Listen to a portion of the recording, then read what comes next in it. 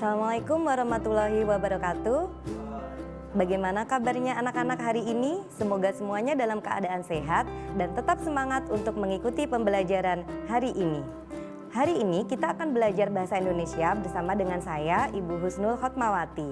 Materi hari ini adalah tentang teks eksplanasi, yaitu KD 3.9, mengidentifikasi informasi dari teks eksplanasi berupa paparan kejadian suatu fenomena alam yang diperdengarkan atau dibaca. Setelah mengikuti pembelajaran hari ini, semua siswa diharapkan untuk mempunyai dua keterampilan. Yang pertama, kalian diharapkan mampu untuk mengidentifikasi pengertian teks eksplanasi melalui pengamatan model dengan tepat. Dan yang kedua, kalian diharapkan mampu untuk menyimpulkan ciri-ciri berdasarkan pola atau struktur teks eksplanasi dengan tepat. Sebelum kita memulai pembelajaran hari ini, simaklah video berikut ini.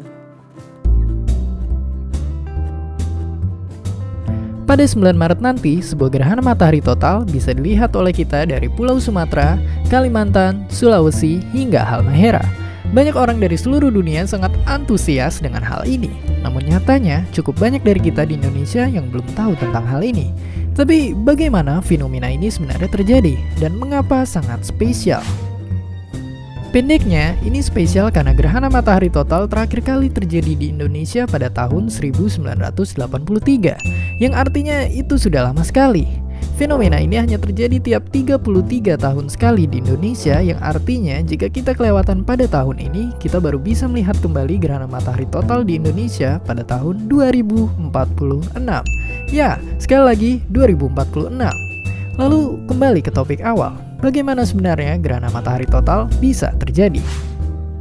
Intinya, gerhana matahari total terjadi ketika bulan, objek yang jika dipikir terlihat seperti makanan yang sering dijual oleh abang-abang lewat, sedang berada di antara matahari dan bumi kita.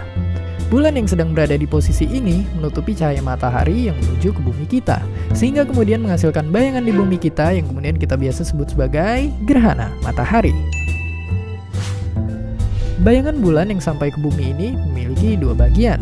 Penumbra merupakan bayangan bulan yang tidak dapat menutupi cahaya matahari sepenuhnya, sehingga menghasilkan fenomena gerhana matahari sebagian jika dilihat dari bumi. Dan kemudian ada juga bagian yang bernama umbra, bagian bayangan bulan yang sepenuhnya menutupi cahaya matahari. Umbra inilah yang kemudian menghasilkan gerhana matahari total yang sangat indah dan hanya eksklusif terjadi di Indonesia pada tahun ini.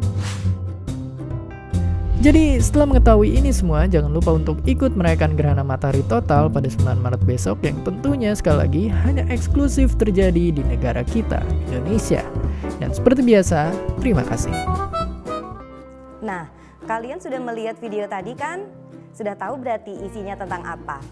Ya, video tersebut berisi tentang proses terjadinya gerhana matahari yang merupakan salah satu proses alam, dan di video tersebut merupakan salah satu contoh dari teks eksplanasi.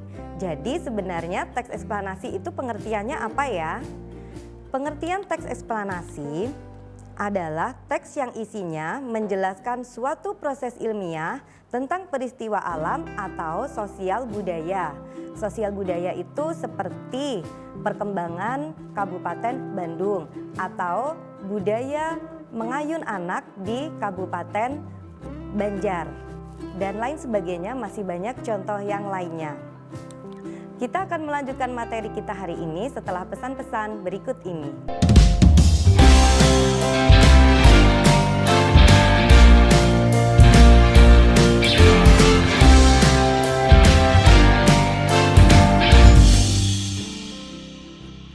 Baiklah anak-anak, kita lanjutkan pembelajaran hari ini. Kalau tadi kalian sudah menyimak tentang pengertian teks eksplanasi, sekarang kita lanjutkan dengan tujuan. Untuk apa sih orang itu membuat teks eksplanasi? Tentu tidak mungkin membuat dengan sembarangan, pasti ada tujuannya. Tujuan membuat teks eksplanasi itu untuk menjawab pertanyaan mengapa atau bagaimana terhadap suatu peristiwa. Pertanyaan mengapa memerlukan jawaban berupa deskripsi, artinya penjelasan secara rinci bagaimana peristiwa itu bisa terjadi. Kalau pertanyaan bagaimana itu memerlukan jawaban berupa penjelasan proses sebab akibat. Contohnya tadi video terjadinya gerhana matahari. Adanya gerhana matahari tentunya ada sebabnya dan pastinya ada akibatnya. Nah, itu merupakan tujuan ditulisnya teks eksplanasi. Kita lanjutkan tentang ciri-ciri teks eksplanasi. Teks eksplanasi di dalamnya berisi fakta. Masih ingat fakta itu apa? Iya, fakta adalah peristiwa yang benar-benar terjadi atau sesuai dengan kenyataan. Di dalam sebuah fakta itu mengandung penjelasan kronologis, yaitu penjelasan tentang urutan terjadinya sebuah peristiwa. Dan di dalam fakta juga mengandung penjelasan kausalitas, yaitu penjelasan tentang hubungan sebab akibat sebuah peristiwa. Nah, anak-anak, kalian sudah belajar tadi tentang pengertian, tentang tujuan, dan tentang ciri-ciri teks eksplanasi. Mudah bukan belajar tentang teks eksplanasi? Berdasarkan pembelajaran yang kita lakukan tadi, bisa disimpulkan bahwa teks eksplanasi adalah teks yang isinya menjelaskan suatu proses ilmiah tentang peristiwa alam atau sosial budaya dengan ciri-ciri berisi fakta yang di dalamnya mengandung pola kronologis dan pola kausalitas. Setelah kalian mendengarkan pemaparan tadi, saya yakin kalian sudah memahami tentang teks eksplanasi. Untuk mengetahui pemahaman kalian tentang teks eksplanasi, saya akan meminta kalian untuk menjawab soal-soal berikut ini. Soalnya ada 4, mulai dari apa yang dimaksud dengan teks eksplanasi sampai dengan kalian memperhatikan judul, kemudian kalian memilih 2 judul yang termasuk dalam teks eksplanasi dan jangan lupa untuk menjelaskan mengapa kamu memilih judul tersebut sebagai teks eksplanasi. Silakan dikerjakan di buku kalian masing-masing. Jika sudah selesai, silakan kalian kumpulkan kepada guru kalian masing-masing dan jangan lupa untuk meminta bantuan kepada orang tua kalian jika kalian mengalami kesulitan. Demikian pembelajaran kita hari ini. Semoga apa yang disampaikan tadi bisa bermanfaat untuk kalian.